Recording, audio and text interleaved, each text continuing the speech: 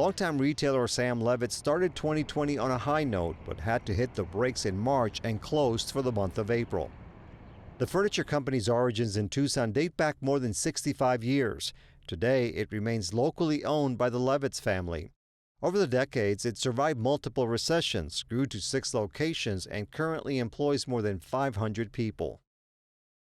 But the pandemic presented challenges unseen until now and has changed how the company does business, as we heard from CEO and President Sam Levitz.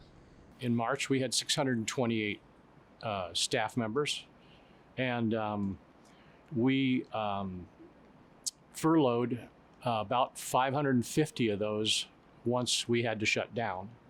And then more recently, we have brought back 500.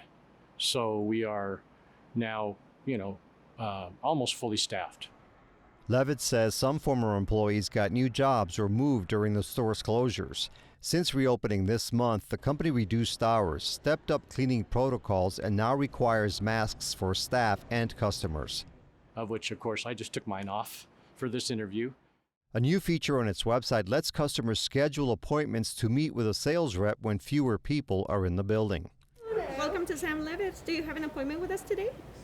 You mentioned you were having a great year pre-COVID, pre-coronavirus. What kind of an economic impact approximately has the closure meant because of March and April on the company? Well, we figured that we were going to reopen at probably about 50% of where we were. And we're doing a little better than that. So thanks to the shoppers in Tucson, they're come out and supporting us, and we appreciate that a lot. Our business is moving along very nicely, and we hope that we may get back to normal by the end of the year or sometime in the first quarter of next year. I don't know if it's a trade secret, but approximately how much money are we talking about every year or every month? Let's say March and April approximately. Last year we had a record year and we reached $100 million in sales, all of our stores. And we hope that we get somewhere back to that rate by the end of this year, but we're not seeing that yet. All the companies we've spoken to have talked about the economic impact, but also the emotional impact that it has had on them personally and on their employees. What would you like to say about that?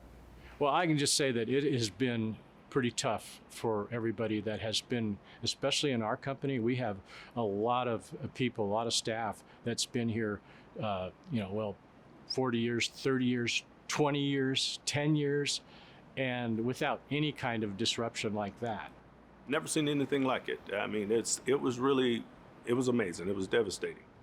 Paul Stingley came to Sam Levitz more than 40 years ago in 1977.